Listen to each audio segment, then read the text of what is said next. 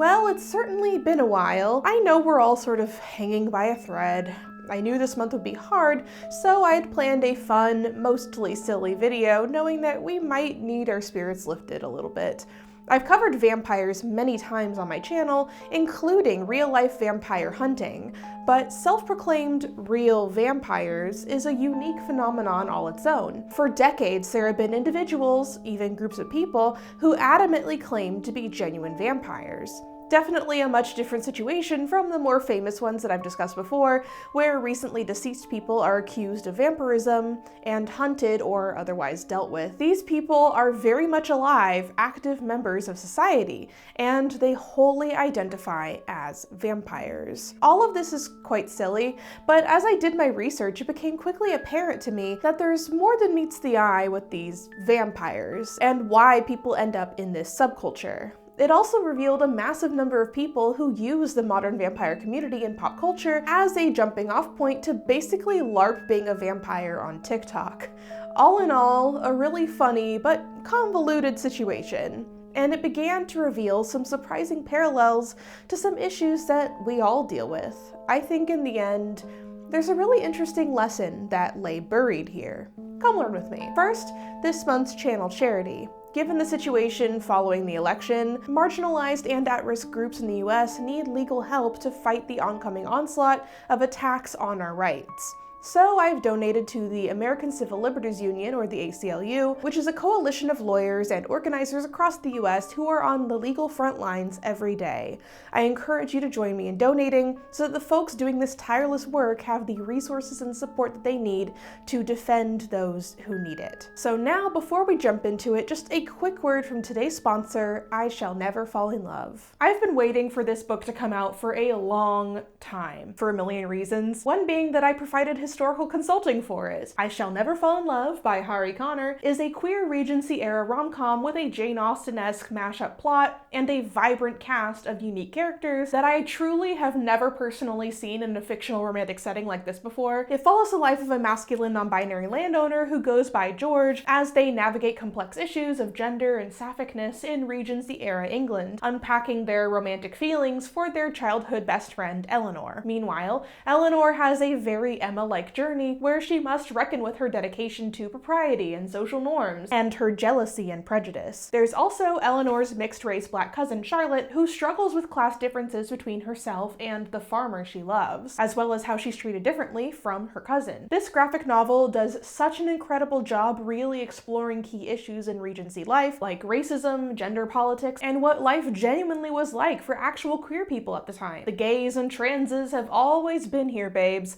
and this book is a marvelous and very funny look at these untold or often ignored stories. Hari has been a pal of mine for years. We met through the webcomics community when I was working on my webcomic, Cutting Fire, and they were working on their now completed webcomic, Finding Home, which is genuinely one of the best webcomics ever made, if not one of the best comics, period, and I do not give that praise lightly. Hari has an incredible talent for creating lush and gorgeous landscapes and detailed settings that really transport you to the comics world, and they also really did their research with the Regency-era fashion in this graphic novel. My favorite part in the book, which we had long conversations about during production, was this scene where George creates a binder from Regency short stays. While we don't exactly have real evidence for this, it's an educated guess for what a trans person may have done using an in-depth understanding of the era's garments and construction. I love it. I Shall Never Fall in Love by Hari Connor is now available wherever books are sold and through the link in the description below. Thank you so much for sponsoring this video, and now let's get back to learning about real vampires. When it comes to real vampires, there are two camps of people that we'll be covering today.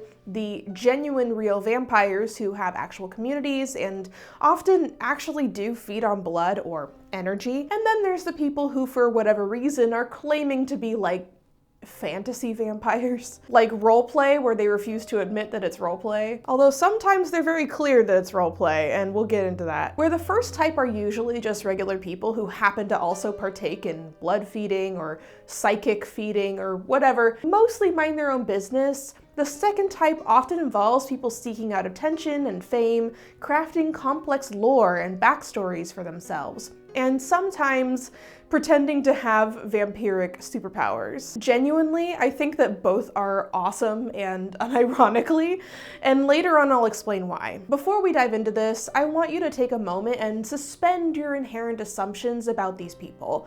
Take a mental step back and observe with me, and we'll see where they're coming from. Starting with the real vampires.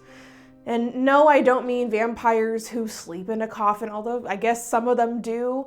And no, they don't have superpowers. And no, they're not immortal either. One of the top researchers in this realm is John Edgar Browning, who has spent years interviewing real vampires and studying their communities, in particular in New Orleans and Buffalo, New York. He writes, "Their self-described nature begins to manifest around or just after puberty. It derives, according to them, from the lack of subtle energies their bodies produce, energies other people take for granted. That's the general consensus anyway. It's a condition that they claim to be unable to change, so they embrace it." I'm like paranoid that this little blood necklace I have is gonna affect my audio, so I'm just gonna... These people fall into one of three categories: sanguinarians, who drink human or animal blood; psychic vampires, who feed off of energy or emotions, like Colin Robinson and What We Do in the Shadows, but they claim it's more ethical than that; or hybrids, who do both. For some, this is also an erotic or sexual practice, and for some it's not. What needs to be made very clear, though, is that these people in the vampire community are not simply goths. Many dress gothically, sure, but there's a difference, and many real vampires who adopt gothic dress often do so after joining the vampire community. As in, they didn't just like read Twilight or Anne Rice books or whatever and then decide to be a vampire. No, it was already inherently inside them. As Browning discovered, surprisingly, many real vampires had a huge lack of pop culture knowledge about vampires. The line of influence was very, very slim. Browning likens the real vampire affinity for fangs and gothic dress as a thing that follows their pre-existing vampirism, not the other way around, to the fact that gay people don't inherently dress in a queer way or act a certain way. It's extremely hard to pinpoint how far back all this goes. Solid record of these communities existing goes back to the 60s, when Gene Keyes Youngson founded the Count Dracula fan club and began getting letters in the mail from self-proclaimed vampires.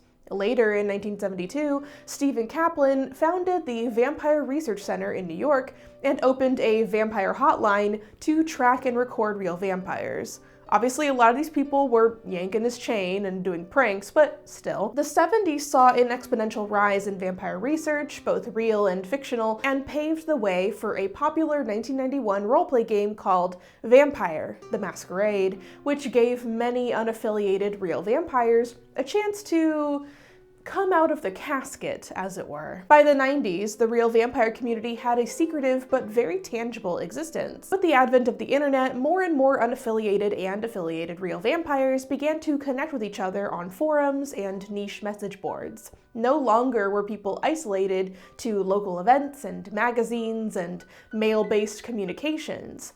Vampirism was now a globally connected world, and this also made them more visible than ever. I distinctly remember being a kid in the 2000s and stumbling across these forums and GeoCities websites. Some of them were obviously bogus, stuff like, "Here's a ritual for how to turn into a vampire," which is a thing that never went away. If you spend enough time scrolling on TikTok, you will probably come across a TikTok that's like, "I'm casting a spell on you, and after this video is over, you'll be a vampire." But other websites I came across were serious ways that people could connect, and it was really interesting. It may be more honest to call these folks practitioners of vampirism, but at this point, I don't really think it matters, actually. Obviously, when things started to pop off in the 70s, a bunch of cohesive orders and groups started forming, all of whom had their own unique rules and philosophies.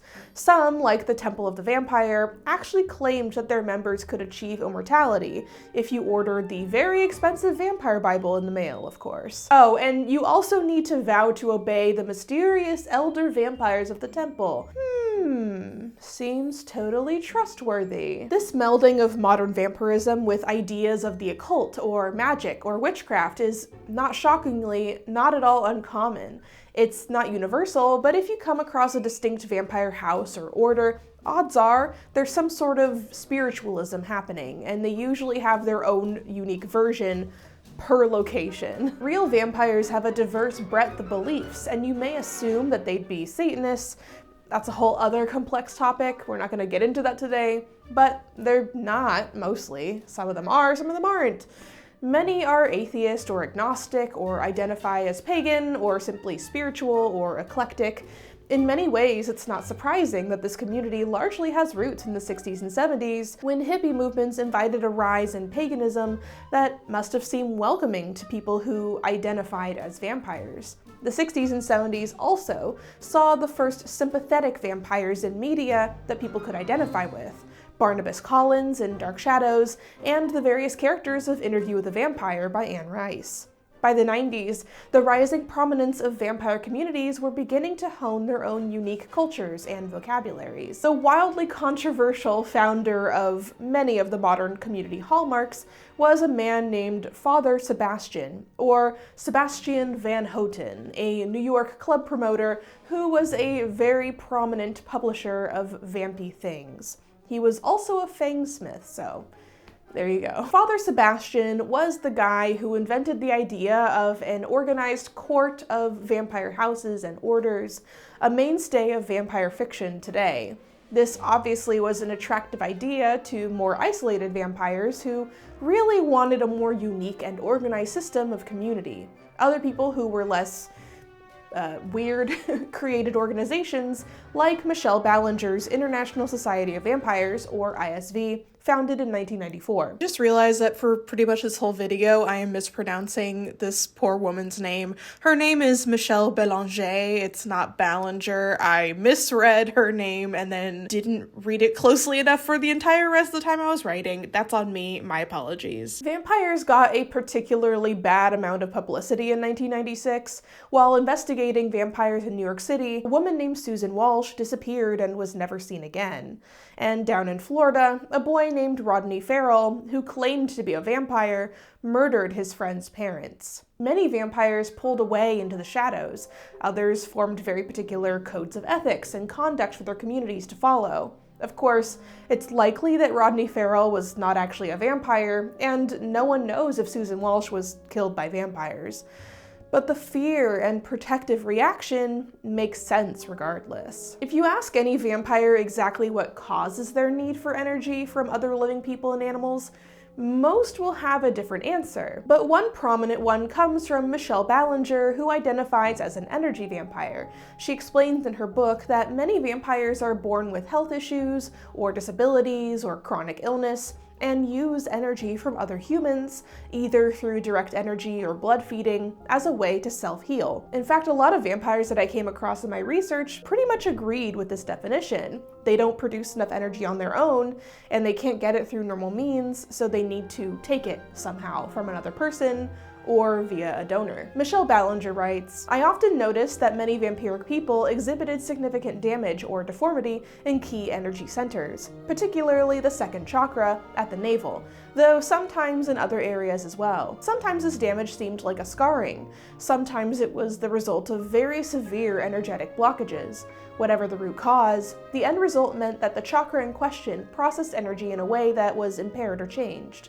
Vampirism resulted when that impairment or change impacted the way a person connected to, processed, or otherwise digested outside energy." So that's the base idea behind the cause.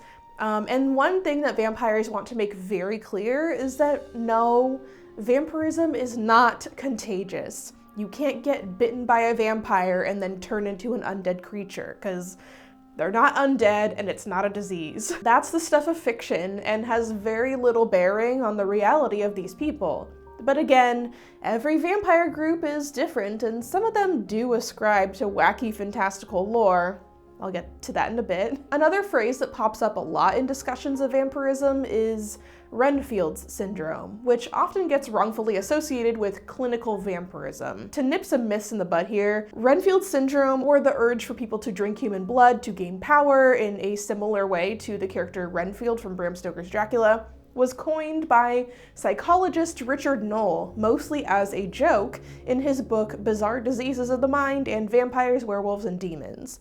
Renfield's syndrome is not recognized in the DSM or any serious clinical writings outside of a couple for the NHS, which analyze specific case studies. Like, obviously it's incorrect to say that it doesn't exist in that people don't drink blood. We know they do. This specific syndrome, though, as a mental disorder, doesn't technically exist, so I wish people would stop throwing the term around. Of course, people have drank blood or adjacent bloody activities for centuries, like Elizabeth Bathory and Vlad Tepes, for example, right? Wrong! So I won't get insanely deep into either of these two because prepare yourself to groan. I'm making a full dedicated video on them at some point, and yes, I know, I'm sorry. Bane of y'all's existence. But in short, the myths go that Hungarian Countess Elizabeth Bathory spent a decade torturing and murdering young women, hiring peasant girls and young genteel ladies, and bringing them to her castle and drinking and bathing in their blood, to keep herself young, apparently. Well, this is all according to the testimony of 300 eyewitnesses, but the truth is, this isn't really, well, the truth. The 300 eyewitnesses in Elizabeth Bathory's trial didn't actually witness anything. They'd just heard rumors and tales of the Countess bathing in and drinking blood, as usual, didn't arise until 1729, over a century after she died. We keep running into this with the 16 to 1800s, don't we? And as for Vlad Tepes, the man colloquially known as Vlad the Impaler, was not from Transylvania. He was from Wallachia, just south of Transylvania. His father was Vlad Dracul, meaning dragon, because he was a member of the Order of the Dragon. So Vlad Tepes became Dracula, or Son of the Dragon. As Wallachia was constantly under threat from Turkish Ottomans, Vlad Tepes, being the Prince of Wallachia, felt that he needed to use extreme methods to intimidate invaders. Often his execution methods involved impaling, so the Turks dubbed him Vlad the Impaler. He also was subject to a great deal of libel from Wallachian nobles who had murdered Vlad's father and brother. But in the end, no, Vlad Tepes was not a vampire. He didn't drink blood, and he didn't commune with the devil. Two of history's most famous vampires, it turns out, are just victims of smear campaigns. But that doesn't mean that history didn't have any vampires, or rather, people who actually did drink blood. One way this came about centuries ago was through the phenomenon of rich people drinking blood to stay young. And like, very literally, not just allegedly like with Elizabeth Bathory. Corpse medicine was a huge thing, as I covered in my video on ancient artifacts. Definitely check that video out to get more in-depth coverage, but in some areas of Central Europe, some rich people, not all of them, some of them, believed that drinking the blood of young and healthy people would improve their own health, like literally considering it medicine. Not too dissimilar from what is now called the vampire facial that you can get in some med spas today. Although you're not drinking it in modern day, it's being like re-injected, whatever. Now, they certainly weren't killing people to get this blood, usually, but starting around the 19th to 20th century, that sort of thing definitely began to crop up. At least allegedly. In 1912, in New Iberia, Louisiana, a number of people began to turn up dead with their blood drained. Investigations by priests and even a hoodoo master led them to discover a mysterious man, Auguste de Lagrange, an excessively pale man with fiery red hair and allegedly unnaturally long teeth and blood on his clothes. According to legend, a priest drove a stake through de Lagrange's heart, and after he died, the killing stopped. Spooky, right? Well, I got you again, this one's a myth too. Turns out the infamous heart of Auguste de Lagrange that you can now see at the Vampire Museum at New Orleans was just a prop made out of wax and beef jerky, and we have no actual evidence that the man was a vampire. But there were people who technically speaking, very much were. One was a man named Fritz Harman, often dubbed the Butcher of Hanover, who bit through the necks of his victims. Another was a possibly fictional Balkan man named Sava Savanovic, who, according to legend, lived in a watermill and killed millers who came there to mill grains, and then he drank their blood. And then there was the extremely verifiable mid-century case of Richard Trenton Chase, also known as the Vampire of Sacramento. Obviously, not getting into the details here, they're all very, very, very disturbing and gruesome. Search them up at your own risk. But as you can see, these guys didn't claim to be vampires. They drank blood as part of their murdering, yes, but they certainly didn't consider themselves part of the vampire world. And unfortunately, some of the most publicized vampire killer cases from the Victorian era were actually sensationalized myths, and often very racially charged. Take the now mostly forgotten case of Jimmy Brown from 1867, for example. James Brown, which was a pseudonym he went by, was a 25-year-old, possibly mixed-race Black Portuguese sailor who, as a result of racist brutalization surrounding his crimes, became the most famous vampire in Victorian media, dubbed the President's Vampire. Brown was working on a whaling bark called the Atlantic as a cook, and one of his shipmates was a total asshole named James Newton, who honestly had it out for him. Every time he encountered Brown, he'd hurl slurs at him, and Brown became more and more depressed. Eventually, it was one N-word too far, and Brown immediately stabbed Newton. The 19-year-old bled to death, and Brown was arrested and sent to Boston, where he was tried in the American court and sentenced to death. But that's not where the story ends. Brown was sent to a prison that was well known for brutally torturing inmates, and this treatment drove him to be extremely emotionally unstable and violent in response to the racist harassment from both guards and other inmates. Let's be real here. Who among us wouldn't? Somehow his story floated all the way to President Andrew Johnson, who decided to waive Brown's death sentence in a sort of patronizing sympathy. Nuance. President Andrew Johnson was notoriously racist, but he also viewed himself as like a paternal figure to Black people, so it's like, we can't get into that today. So Brown simply remained incarcerated, shuffled from prison to prison, and over the next several decades, the media continually picked up his story and ran with it. And I do mean fucking ran with it. The story evolved into saying that several sailors aboard the Atlantic had disappeared at sea, and then upon investigation, the bodies were found in the hold, where Jimmy Brown was hunched over a corpse, sucking the blood out. He was then taken to the captain, where he claimed he was a vampire, and was thusly sent to prison, where he continued to kill up to 26 people. He was put in solitary, where he spent his days glaring at the guards with bloodthirsty eyes, and pacing back and forth like a tiger. But of course, all of that isn't true. James Brown was just a regular sailor victimized by racism, and the whole story is just very, very sad. Decades after his crime, he petitioned President Grover Cleveland for a pardon, insisting that his shipmates from the Atlantic, who were fond of him, were still alive and could attest to his character, including a doctor's note confirming his sanity and safety.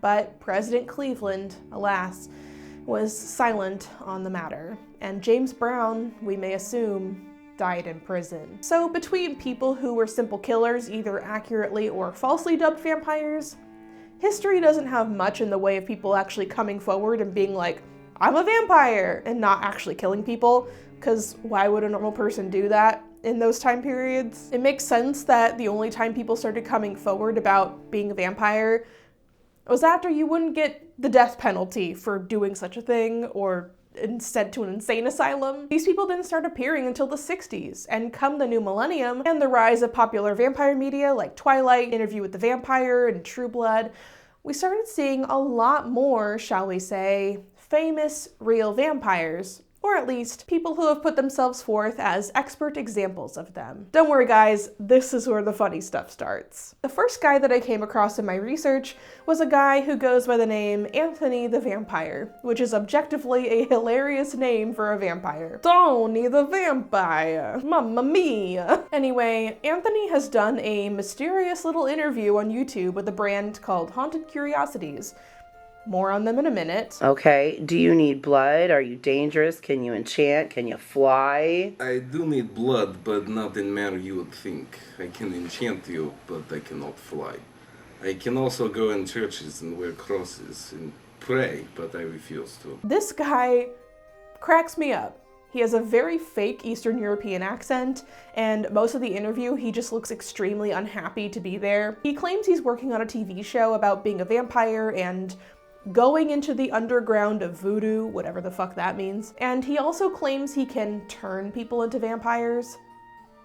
You know where I sleep, right? It's a coffin. Oh, don't play with him. You're not sleeping in a coffin. Yes, I know. I was just trying to keep on going with stereotype to see how much you would believe. No, I don't believe that. None of that is particularly interesting to me, but what is interesting is how he talks about his personal vampire ideology and lore. All of the vampires we'll talk about today who make themselves into public figures of sorts put out unique and very elaborate lore and ideas about spirituality and what being a vampire means. Some of them, like Anthony, clearly feel discontent with established religion, and so they pull this and that from what they decide to keep and discard the rest. And then, out of nowhere, he claims something completely fucking bonkers. Did you actually know that the Nazis are actually a sect of Jews themselves? Yeah. That is actually why Adolf Hitler himself was a Jew.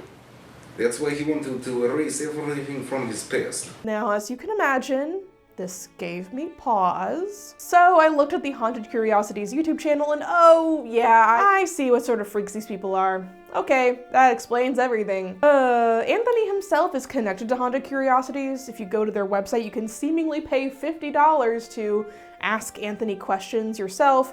Although, obviously I do not think you should be giving these people money. Not all of these very public-facing vampires are like this though. Some mostly keep to themselves, but have had their moment in the moonlight, you could say.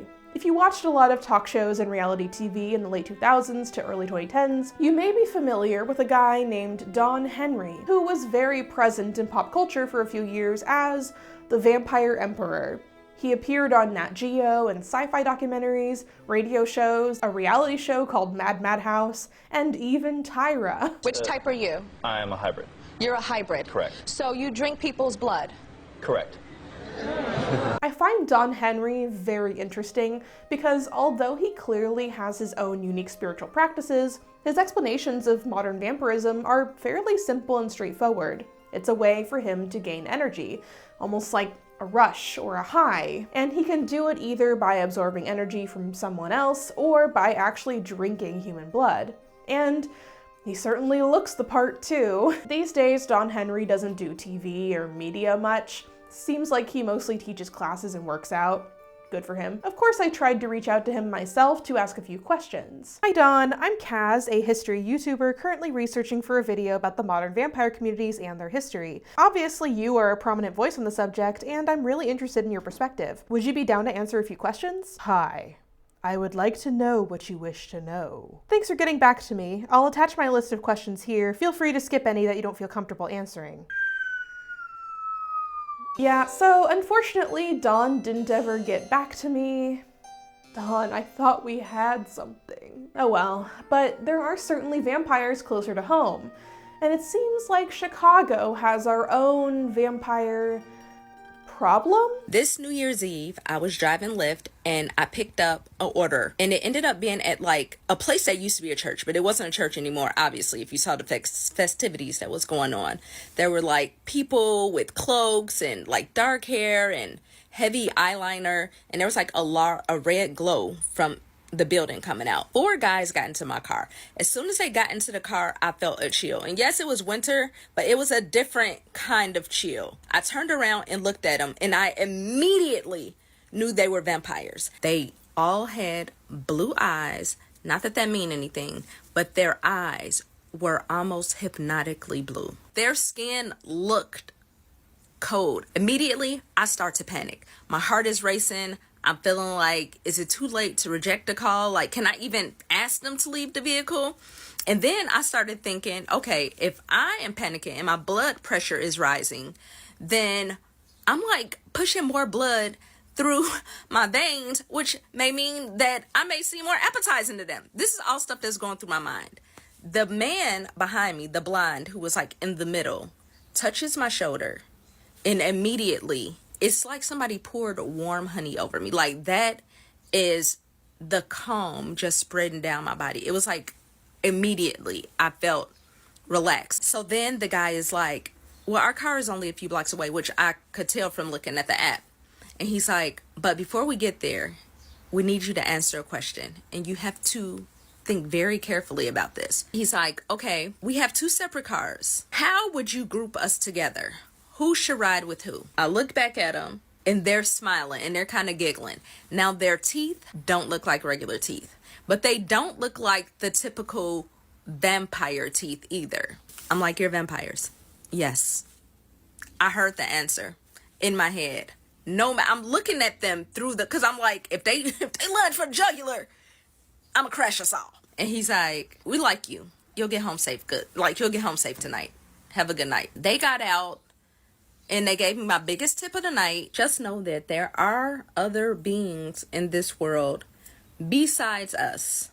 And maybe they're not all so dangerous. Chicagoans, sound off below what you think was happening here. Personally, I'm positive it was just a group of goths messing with this lady. We do, after all, have an annual vampire ball, among many other gothic events catering to the darkly inclined of the Windy City. But at the same time, who knows?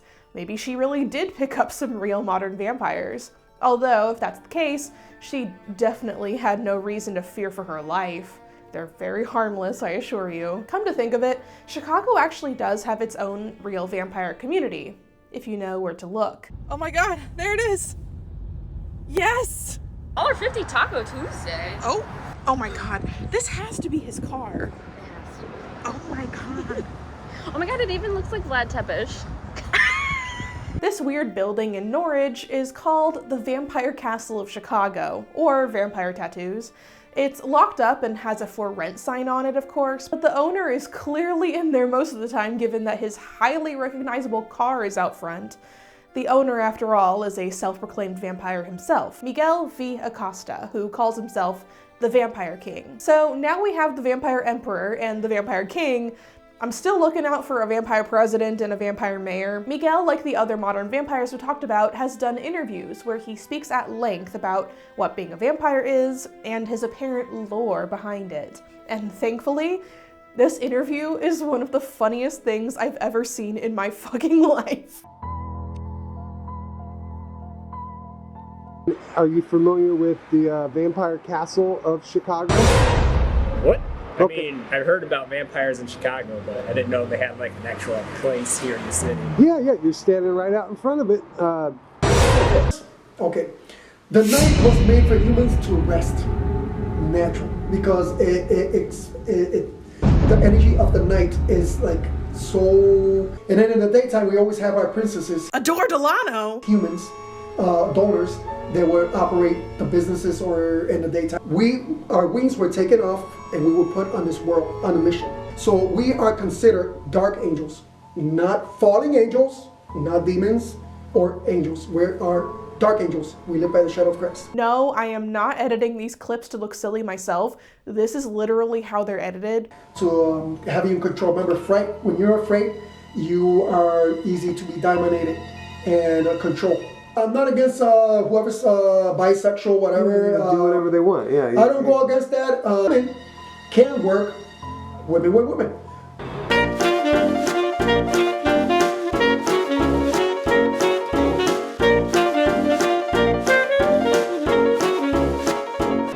Metal and vampires fucking collide, man. Like, it's just legit. So about the Vampire Castle. Although it's locked up most of the time, it apparently is a multi-purpose business.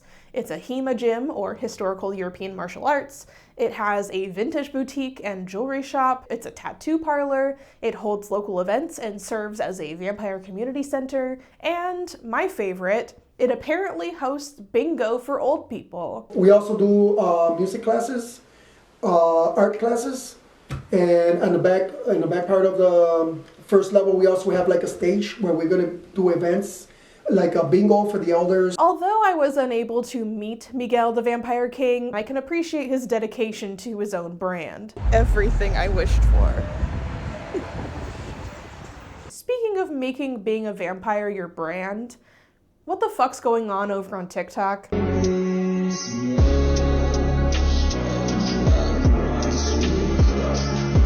Let's start off strong with the vampire Jack Townsend. I first came across this guy years ago when I still actually used TikTok, and I was scrolling for 6 straight hours, as one does, and his TikTok live popped up on my For You page. He was mostly just doing a Q&A, but nothing too crazy, and I was like, let's put a pin in that for later. Fast forward to now, and I check up on him again for this video, and he has gotten a lot hornier, that's for sure.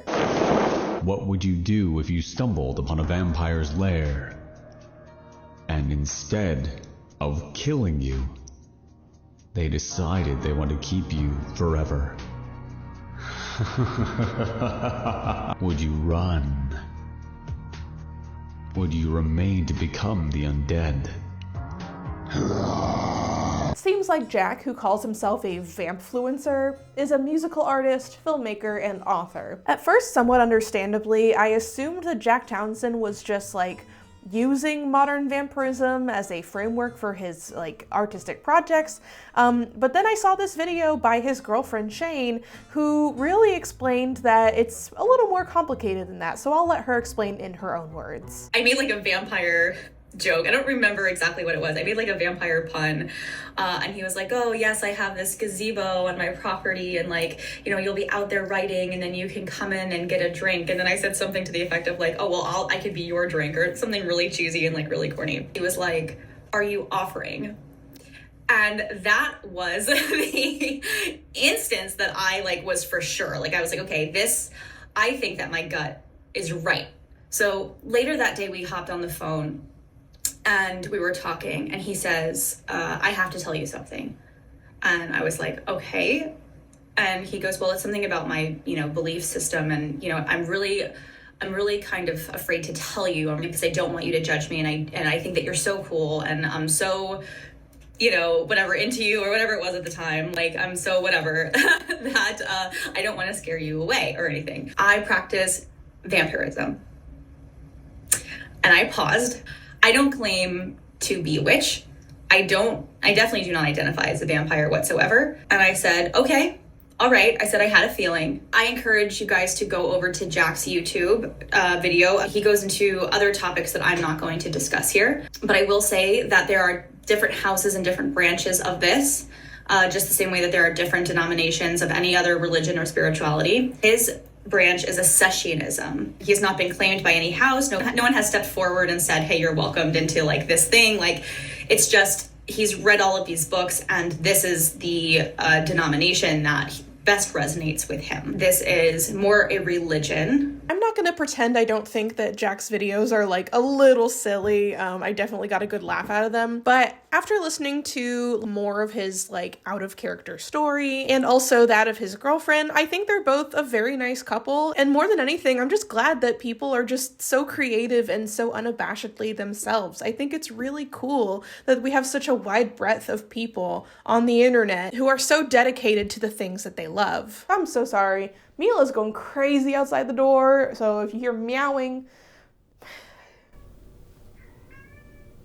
Well, at least Jack's open about it, because many others on TikTok aren't. Like Jenny the Vampire, for instance. There are no such thing as vampires. Silly, silly, silly, silly queen.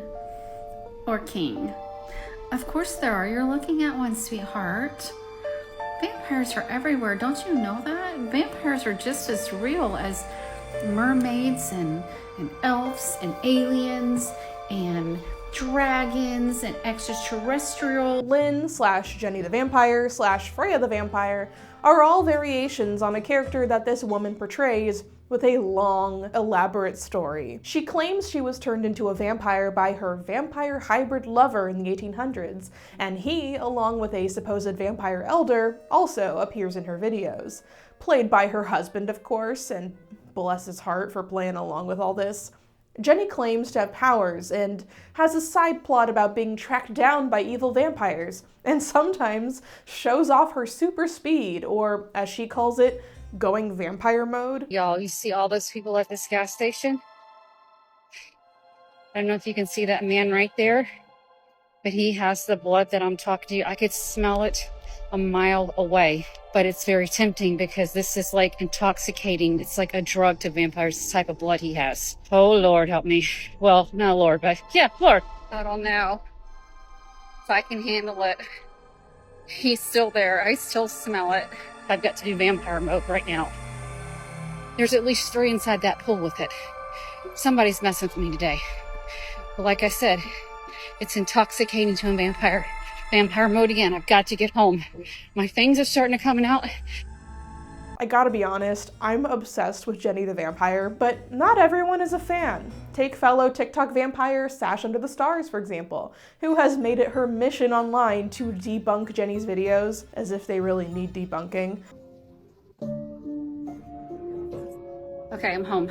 Like, if you're by yourself, who's recording you running? Okay, serious question here. Why do you do this?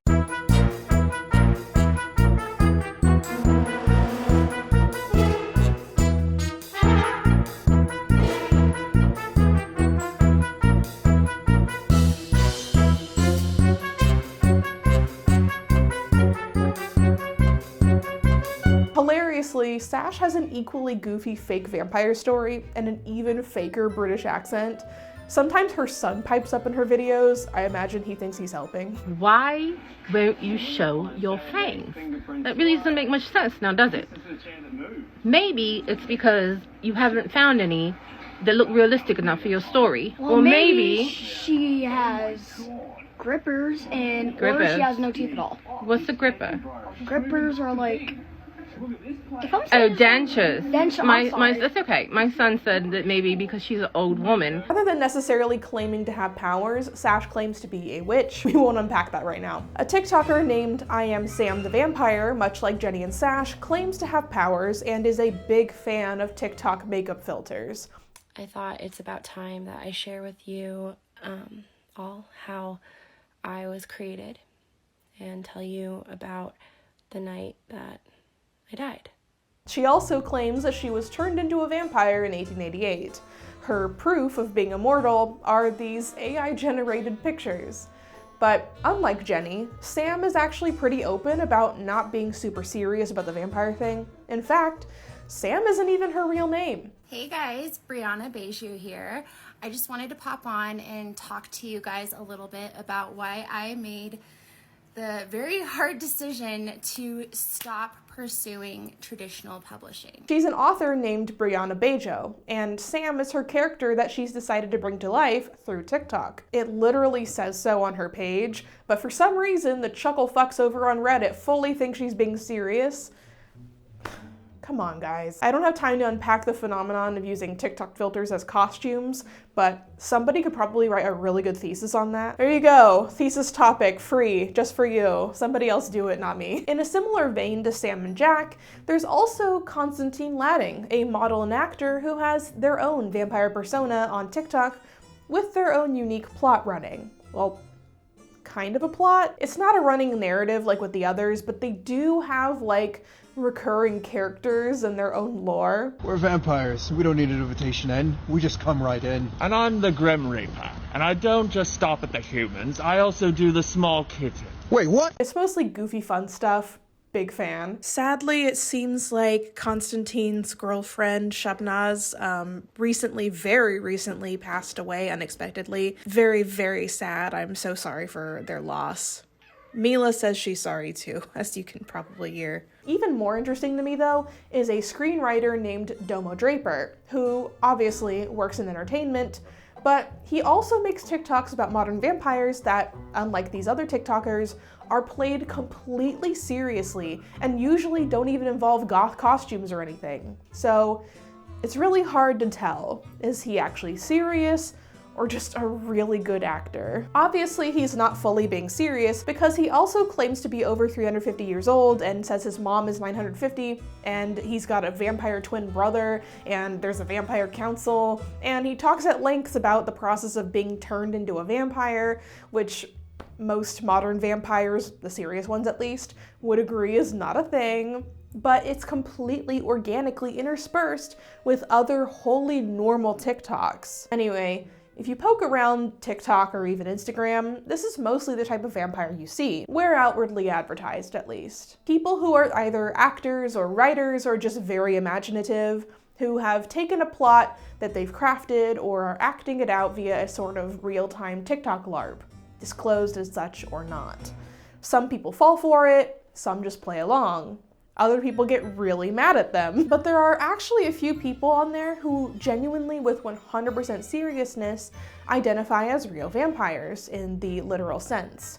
Like the vampire Helly, who claims to be an energy vampire, much like Michelle Belanger. And even she has a proclivity for the dramatic and costumes and wearing fake fangs. Hey, why not have some fun with it, you know? So what are we left with here, really? I imagine some of you went into this video thinking that I was going to unveil a secret cabal of people who kill people to drink their blood. I mean, yes, the people who drink blood, erotically or not, are absolutely out there, but other than Don Henry, none of them are actually seeking the limelight. You can find them if you go looking in New York or New Orleans or Chicago or hell, even LA, although those are most definitely energy vampires and not the consensual ones. What I personally take away from this exploration is this. The vampires we know about that become famous are created by us. They exist because we made them real, either through untrue media myths or through the powerhouse of pop culture, inspiring people to create vampire tales and personas. The internet has given us a whole new way to express ourselves in all our weird quirks and subcultures. It's made those things profitable too. I think things like this are a really wonderful opportunity to take a step back and appreciate people's eccentricities and creativity, and also take a look at ourselves. For something that is so harmless, what was my first reaction? Was it to laugh or ridicule? Maybe. Actually, yes, it was. There's nothing wrong with that either if you keep it to yourself, or your group chat, I guess. These people that are maybe a little weird are out there doing their own thing, and they make our social ecosystem pretty entertaining, don't you think? Whether they genuinely are real modern vampires or not, they keep a sense of childlike excitement alive in many aspects. And I wouldn't want my internet any other way. Thank you for learning with me about our modern real vampires. Do you identify as a vampire or know anyone who does? Psychically or sanguinarian or hybrid? Let me know in the comments. Don't forget to pick up a copy of my graphic novel, Liberated, The Radical Art and Life of Claude Cahun, and of course also pick up Hari Connor's newly released historical rom-com graphic novel, I Shall Never Fall in Love. And until next time, wash thy hands, wear thy mask, and don't forget to brush your fangs.